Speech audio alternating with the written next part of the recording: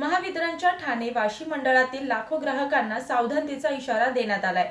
कारण महावितरण प्रशासन आणि कंत्राटदारांमधील वाद आता विकोपाला गेला असून 25 मे पासून थेट काम बंद आंदोलनाचा एल्गार पुकारण्यात आलाय।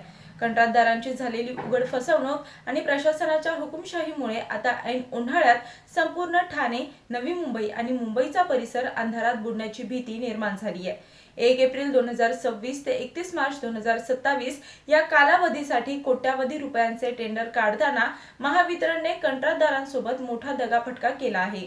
टेंडर भरताना जे दर निश्चित करण्यात आले होते ते टेंडर निघाल्यानंतर कॉस्ट डेटा रेट्समध्ये अचानक कमी करण्यात आले। कंत्राटदारांची ही फसवणूक असून लाखो रुपयांचे नुकसान सोसून आता काम कसे करायचे असा संतप्त सवाल उपस्थित केला जातोय। कंत्राटदारांचे गेल्या 6 महिन्यांपासून ते 1 वर्षापर्यंतचे हक्काचे बजेट रखडले गेले। त्यांचे करोडो रुपये प्रशासनाने दाबून ठेवल्यामुळे कंत्राटदार आणि त्यांचे हजारो कर्मचारी आज आर्थिक विळख्यात सापडले असून त्यांच्यावर उपासमारीची वेळ आली आहे। या गंभीर आंदोलनामागील कंत्राटदारांचे मुख्य मुद्दे आणि प्रशासनाचा मनमानी कारभार यापुढे पाहूयात। टेंडर मधील मोठी फसवणूक। 1 एप्रिल 2026 ते 31 मार्च 2027 च्या टेंडरचे दर निघाल्यानंतर अचानक कमी करून कंत्राटदारांचे कंबारडे मोडले गेले। बाजारभावाकडे दुर्लक्ष। नवीन कॉस्ट डेटा रिवाइज करताना सध्याच्या कडाडलेल्या बाजारभावाचा कोणताही विचार करण्यात आलेला नाहीये। प्रलंबित बजेट। गेल्या 6 महिन्यांपासून 1 वर्षाचे बजेट रिलीज न केल्यामुळे कंत्राटदारांचे भांडवल पूर्णपणे अडकले गेले। अडचणीची मोबाईल सिस्टम। महावितरणने सक्तीची केलेली नवीन मोबाईल ॲप सिस्टम तातडीने रद्द करावी। यामुळे प्रत्यक्ष काम करताना तंत्रज्ञ आणि कर्मचाऱ्यांना प्रचंड तांत्रिक अडचणी येत आहेत। अधिकाऱ्यांची हुकुमशाही। महावितरणच्या काही बड्या अधिकाऱ्यांचा मनमानी आणि हुकुमशाही कारभार सुरू असून कंत्राटदारांना वेठीस धरले जात आहे। अत्यावश्यक साहित्याचा अभाव। टेंडर मध्ये concrete cutter, JCB, air compressor, tractor, water pump, diesel generator, crane आणि एसटीएलटी केबल मेंटेनन्ससाठी लागणाऱ्या अत्यंत महत्त्वाच्या वस्तूंचा समावेशच केला गेला नाहीये। दैनंदिन ब्रेकडाऊनच्या कामासाठी कंत्राटदारांनी ही साहित्य आणायचे कुठून असा प्रश्न उपस्थित केला जातोय। रात्रीच्या कामाची अवहेलना।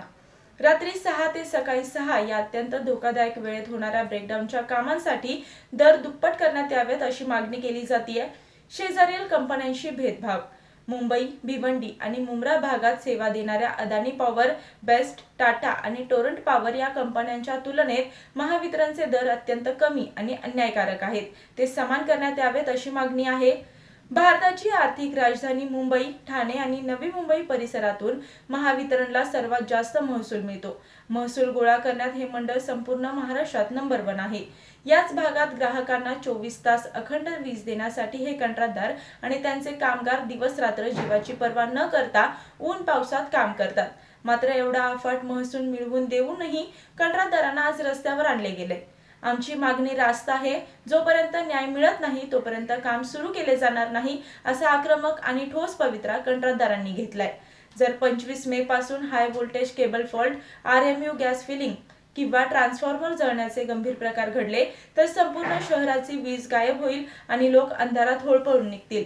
या संभाव्य अंधाराला आणि जनतेच्या रोषाला केवळ आणि केवळ महावितरणचा हुकुमशाह अधिकारी जबाबदार असतील असा इशारा कंत्राटदारांकडून देण्यात आलाय।